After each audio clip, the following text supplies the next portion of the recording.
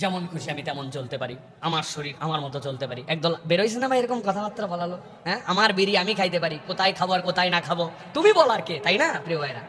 এটা কখনো সমাজ হতে পারে না। আপনি যদি এরকম কথাই বলেন তাহলে ইফ টিজিং শব্দটাই তো আগে বাদ দেওয়া দরকার। মহিলা স্কুলের সামনে কোনো একটা ছেলে মন চাইছে তার, সে ল্যাংটা হয়ে দাঁড়ায় থাকলো, আপনি কি বারণ করতে পারবেন? অবশ্যই পারবেন, বলবেন না এটা তোমার ভদ্রতা নয়, এটা তোমার শালীনতা নয়, এটা একটা সমাজ। সমাজ মানে কি? আমরা সামাজিক জীব মানে কি? একজন আরেকজনের প্রতি নির্ভরশীল। কুত্তা সামাজিক জীব নয়। কুত্তার টেনশন করতে হয় না যে আমি পাত্র যেটাই খাবো ওটা চীনামাটির হবে না প্লাস্টিকের হবে, আমার পাত্রটা ভিম বাদে পরিষ্কার করা হবে নাকি অপরিষ্কার হবে, কুত্তার এই চিন্তা নাই। কিন্তু আপনার আমার চিন্তা আছে, আমার পাত্রটা আমাকে খেতে হবে, কিন্তু আমি পাত্র বানাতে পারি না। আরেকজন বানাতে পারে, যে পাত্রওয়ালা ও চিন্তা করে আমি নয় পাত্র বানাতে পারি, কিন্তু আমি তো আমার গায়ের জামা বানাতে পারি না, আরেকজন বানাতে পারে। একজন আরেকজনের প্রতি নির্ভরশীল, এই জন্য আমরা সামাজিক জীব। এখন আপনি সামাজিক জীব হয়ে আপনি বলবেন আমি যেমন ইচ্ছা তেমন চলতে পারি, আমার ইচ্ছা আমি সম্পাদন করতে পারি, এটা কখনো সামাজিক জীবের দাবি হতে পারে না। এটা কাদের জন্য হতে পারে? যারা উশৃঙ্খল, যারা এই সমাজকে, এই সমাজের তাহজিব তামাদ্দুনকে প্রায়োরিটি দেয় না, এরা হচ্ছে সেই দল। এরকম একটি দল আমাদের সমাজে এখন প্রভাব বিস্তার করে, অন্য কোনো দিক দিয়ে তো আর ফোঁসফাঁস করতে পারতেছে না, এখন অল্প একটু ফুটা পাইলেই ওই দিক দিয়ে একটুখানি বিষ বাইর করার চেষ্টা করতেছে। আছে কিনা ভাই? আর কথায় কথায় মুসলমানদেরকে, ইসলাম মিসদেরকে তারা নানানভাবে কটু কথা বলে, নানানভাবে আমাদেরকে ব্যাকডেটেড বলে। আমরা বলি ভাই আমরা ব্যাকডেটেড, কিন্তু কোন পর্যন্ত? আমরা 1450 বছর আগে নবী যেখান থেকে আপডেট করে আমাদেরকে ক্লিক করেছেন ওইখান থেকে আমরা আপডেট। আর তুমি যে আপডেট হিসাব করতেছো ওই আপডেট এই কয়েকদিন আগেও, এই 1850-এর আগেও নারীর অধিকার আমেরিকার মতো জায়গাতেও ছিল না, সম্পদে অধিকার ছিল না। আর আমরা বেশি আপডেট না, তবে আমরা 1450 বছর আগে আমার নবী ওয়ারিসনামা নির্ধারণ করে গেছে।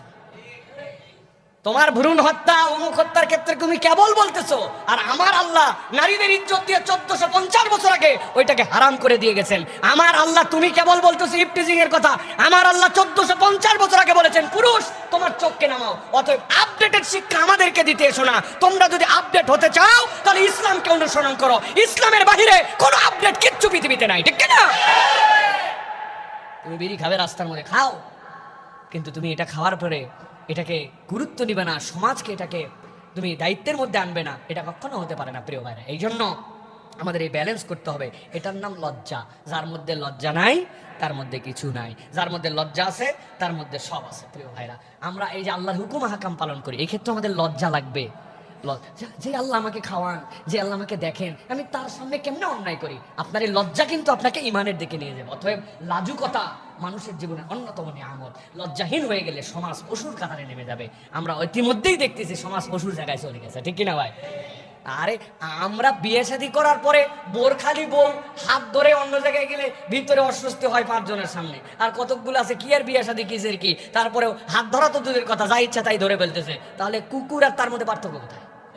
রাগ করলেন ভাই? আল্লাহ আমাদেরকে বোঝার তৌফিক দান করেন। সিয়াম আপনাকে ভয় শিখায়, বান্দাকে আল্লাহ ভয় করতে বলেছেন। আল্লাহ বলছেন আলা তুকাতিলুনা কওমান নাকাসু ঈমানাহুম ওয়া হাম্মু বিইখরাজির রাসূলি ওয়া হুম বাদাউকুম আউওয়ালা মাররা। আল্লাহ বলছেন কি হলো তোমাদের, যেই মানুষেরা প্রতিশ্রুতি ভঙ্গ করে তাদের সাথে তোমরা যুদ্ধ করবে। প্রতিশ্রুতি যদি কেউ ভঙ্গ করে, তোমাদের সাথে যে চুক্তি ছিল চুক্তি যদি ভঙ্গ করে, তখন ইমানদার তাদের সাথে আল্লাহর হয়ে যুদ্ধ করবে। আল্লাহ বলছেন ও হাম্মু বিইখরাজির রাসূল, কত দুঃসাহস তাদের, তারা আমার রাসূলকে এই কাবা থেকে বের করে দিয়েছে। ওয়া হুম বাদাউকুম আউওয়ালা মাররা, উস্কানিদাতা তারাই ছিল, মুসলমান কখনো উস্কানিদাতা হতে পারে না। আল্লাহ রাব্বুল আলামিন বলছেন আতাখশাউনাহুম আল্লাহু আহাক্কু আন তাখশাউ ইন কুনতুম মুমিনিন। দুনিয়ার কাউকে ভয় করার দরকার নাই। আল্লাহ বলছেন ভয় করার দিক দিয়ে তোমার রবই সবচেয়ে বড় হকদার, ঠিক না? তাহলে আমার প্রকৃত ভয় কার জন্য হবে? আল্লাহর জন্য। প্রকৃত ভয় কার জন্য? প্রকৃত ভয় হবে সিসি ক্যামেরার জন্য, ঠিক না ভাই? দুদকের জন্য। হ্যাঁ প্রিয় ভাইরা, এগুলো তো সব আমরা দেখে ফেলেছি। সিসি ক্যামেরার ভয় আমাদেরকে কি দিতে পারে, দুদকের ভয় আমাদেরকে কি দিতে পারে, দেশকে ফকির বানায় দেওয়ার জন্য যা করা লাগে সব করতে পারে, অথচ সব আইন কানুনই ছিল প্রিয় ভাইরা। এই জন্য আমরা বলবো আল্লাহ রাব্বুল আলামিনকে ভয় করা, এটা কে শিখায়? রমাদান শিখায়। কে শিখায়? রমাদান শিখায়। এই জন্য আমরা আল্লাহকে ভয় করে পানি খাই না, আল্লাহকে ভয় করে আলহামদুলিল্লাহ পানাহার করে না, কিন্তু টেবিলের নিচ দিয়ে ঘুষ খায়। আছে না ভাই? আহা, বিরাট বড় রোজাদার, ওনার দোকানের মধ্যে 2 নম্বর মাল 1 নম্বর করে বেচে ফেলে, আল্লাহর জন্য সে না খাই আছে। ইফতার করায় আবার আমার দোকানে ইফতারে কোনো হিসাব, কোনো খরচ আমি হিসাব করি না, সবাইরে খাওয়াই, যে আছে তারই খাওয়াই, কিন্তু উনি মসুরের ডাল দেশি বইলে বিদেশিটা 2 নম্বরটা বিক্রি করে। আছে না ভাই? সোয়াবিন তেলের বোতলগুলা নিজের মতো সরাই রেখে সিস্টেম করে বান্দাদেরকে কষ্ট দেয়। উনিও রোজাদার, উনি আল্লাহকে ভয় করে, তাই তো না? উনি ভোক্তা অধিকারের ভয় একটু একটু করে, কিন্তু আল্লাহরে ভয় করে না। আল্লাহ বলছেন তোমার রোজার কসুর তুমি বোঝো নাই, তোমার রোজার বুঝই হচ্ছে তুমি নিরেট আল্লাহকে ভয় করো, দুনিয়ার কেউ দেখলেও ভালো, না দেখলেও ভালো, ঠিক কিনা? কিন্তু আমরা এই ভীতি অর্জনকারী মানুষ হতে পারছি না প্রিয় ভাইরা। তাহলে সিয়াম আমাদের জন্য প্রপার কাজ করবে না। তাহলে আমাদেরকে ভয় করতে হবে কাকে?